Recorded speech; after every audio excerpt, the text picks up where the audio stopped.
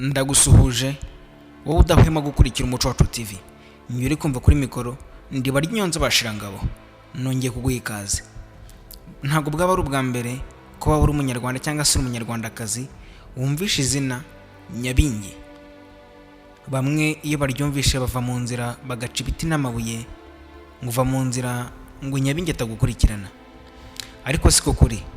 Ubundi mu muco n'amateka by'u Rwanda tubona ko Nyabingi yari umukobwa wa Ruganzu wa kabiri Ndoli.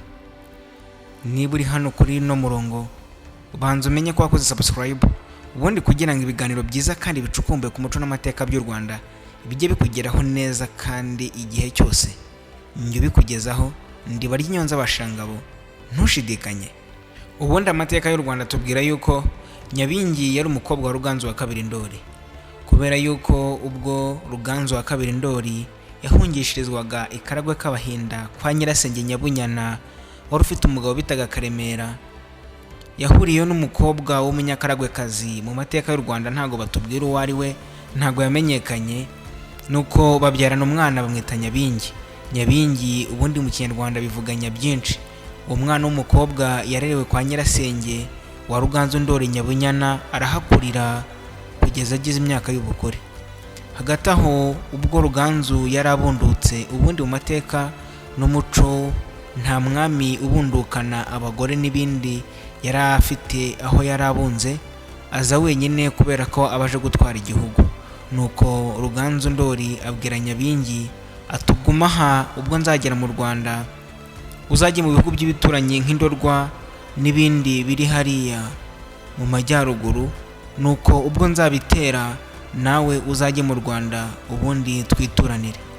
Nuko Ruganzu arabunduka, araza afata u Rwanda, yivugana Nsibura Nyebunga wari warigaruriye u Rwanda imyaka irenga 11 yose.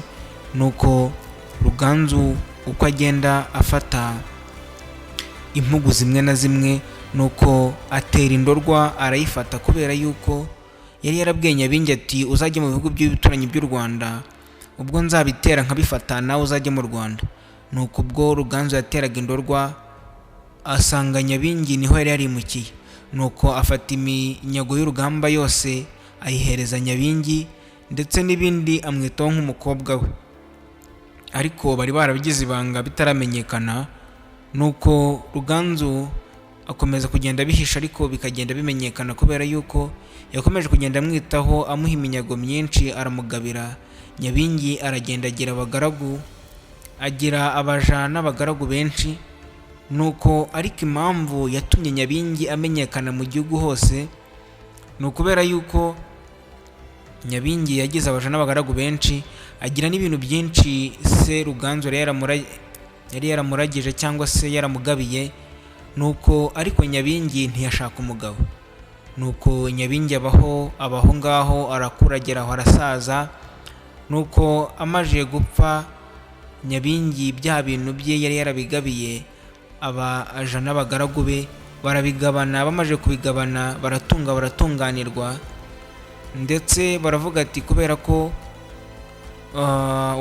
yaduhatse neza ari we Nyabingi, bashyiraho umunsi abo bagaragu n'abaja bahuraga bagasingiza Nyabingi, bakavuga ngo turi guterekera Nyabingi kubera ko yadukuye mu butindi ndetse n'ubukene. Nuko baravuga ngo ntitwamuhemukira tutamuhaye icyubahiro cyangwa se kumukeza ibyo yabahaye. Nuko bigenda bikwirakwira u Rwanda gutyo kubera ko uwo muryango cyangwa se abo baja n'abagaragu ba Nyabingi yagabiye ibyo bintu bye, bakomeje kugenda bakora imigenzo n'imico bavuga ngo bari gusingiza Nyabingi wabagabiye ubuzima. Nuko bikwira u Rwanda rwose, abantu bose bumva Nyabingi, aho ababonye abantu babandwa cyangwa se baterekera umunyarwanda uwo ari we wese cyangwa se umunyarwandakazi avuga yuko bari guterekera Nyabingi, kubera yuko byaturutse kuri abo baja n'abagaragu. Nyabingi yarazi ibintu bye, nuko bakajya bakora ibikorwa byo kumusingiza, harimo kubandwa no guterekera. Bikwira u Rwanda rwose, nuko abantu bose bumva Nyabingi barabimenya, bikwira u Rwanda rwose. Ubwo rero ngayo ni amateka ya Nyabingi, uko yavutse ndetse n'aho yabaye, nuko yakwirakwiye igihugu cy'u Rwanda. Ndagushimiye wowe udahwema gukora subscribe ndetse no gusangiza ibiganiro bya Umuco Wacu TV ku bandi bantu wumva bakeneye kumenya umuco n'amateka by'u Rwanda.